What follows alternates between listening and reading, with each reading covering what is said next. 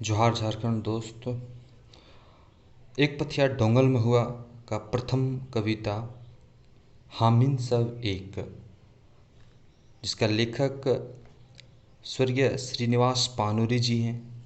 जन्म इनका 25 दिसंबर 1920 को हुआ है। मृत्यु 7 अक्टूबर 1986 को हुआ है। जन्म स्थान बरवा अड्डा, कल्याणपुर, धनबाद। माता दुखनी देवी, पिता शालिग्राम पानूरी, पत्नी मूर्ति देवी। श्रीनिवास पानूरी जी का उपाधि बहुत मिला है। इनका उपाधि देखते हैं। उपाधि या उपनाम कह सकते हैं। उपनाम तो वो, हाँ, उपनाम ही कह सकते हैं अकॉर्डिंग टू उपाधि। खोटा के भीष्म पितामह इनको विश्वनाथ दशमधि जी बोले हैं। ये भी बहुत महान कवि खोटा के जाने जाते हैं। खोटा पत्रिका के जनक के रूप में भी इनको जानते हैं, पानूरी जी को, श्रीनिवास पानूरी जी को। खोटा के वाल्मीकि इनको, इनका उपाधि जो है श्रीनिवास पानूरी जी को उपाधि दिए हैं पंडित रामदयाल द्वारा। खोटा टैगोर डॉक्टर चतुर्भुज साहू द्वारा दिया गया है। खोटा के नागार्जुन विकल शास्त्री के द्वारा दिया गया है पानूरी जी को। प्रमुख रचना पानूरी जी का है मेघदूत, अनुवादित काव्य हैं। इनका अनुवाद जो है 1950 में किया है, प्रकाशित 1968 में हुआ है। दिव्य ज्योति इनका रचनाओं में से आता है। दिव्य ज्योति, बाल किरण, आँखी गीत, राम कथा, कुसुमी कहानी है ये। खोटा साहित्य के 1960 से 1980 तक का युग जो है पानूरी युग कहलाता है। ये इतने महान कवि खोटा के थे। एक पथिया डोंगल महुआ का जो प्रथम 10 कविता जो संतोष कुमार मोहतो के द्वारा लिखा गया है, जो प्रथम आज हम लोग हामिन सब एक जो श्रीनिवास पानूरी जी के द्वारा लिखा गया है, इनको पढ़ रहे हैं। श्रीनिवास पानूरी जी का थोड़ा सा हम लोग इनका जीवनी के बारे में देखें, क्या क्या है इनका देख लिए। और अब हम लोग कविता सारांश के बारे में भी देखेंगे। मैं इस कविता को बहुत बारीकी से पढ़ करके खोटा में इसका हिंदी संक्षेप किया हूँ और आगे भी इसका करूँगा और आपके सामने रखने का कोशिश करता हूँ। तो इस प्रकार हम इसको रखे हैं संक्षिप्त में, आप लोग को दिखाना चाहता हूँ। हामिद सब एक कविता में कवि कहते हैं, हम लोग अलग अलग भाषा बोलते हैं, हमारा वेशभूषा और रंग रूप भी अलग है, तब भी हम एक हैं। एक जैसा घर है, एक जैसा गांव है, एक जैसा शादी विवाह, एक जैसा रहन सहन, एक जैसा पूजा पाठ, एक जैसा एक तीर्थ यात्रा। इसलिए हम सब एक हैं।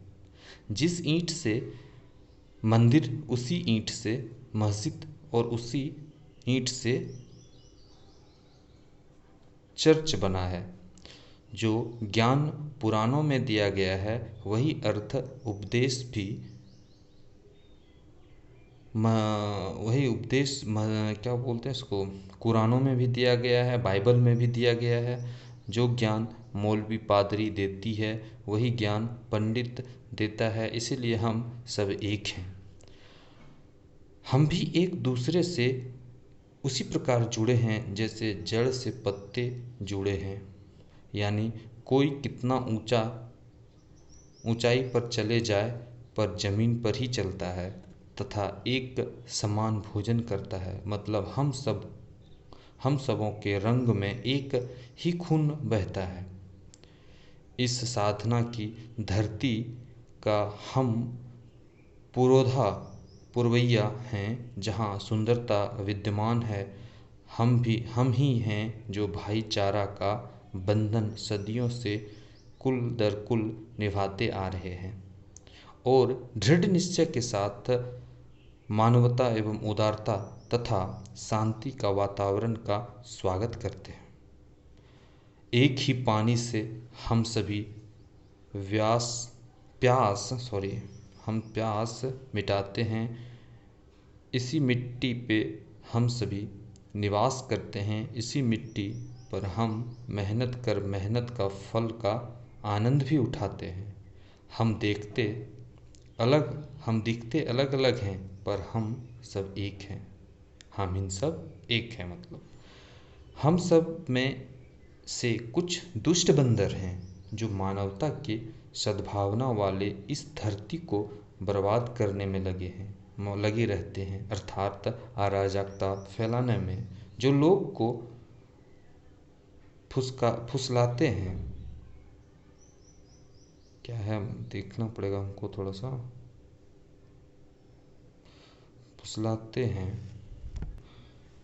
जो लोग को उकसाते हैं तथा षड्यंत्र कर मानवता का विनाश करते हैं। ये हामिद सब एक कविता का संक्षिप्त सारांश था।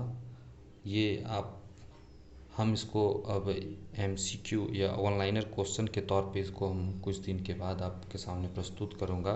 तो please support handwritten notes के द्वारा हम आपको समझा रहे हैं। Thank you.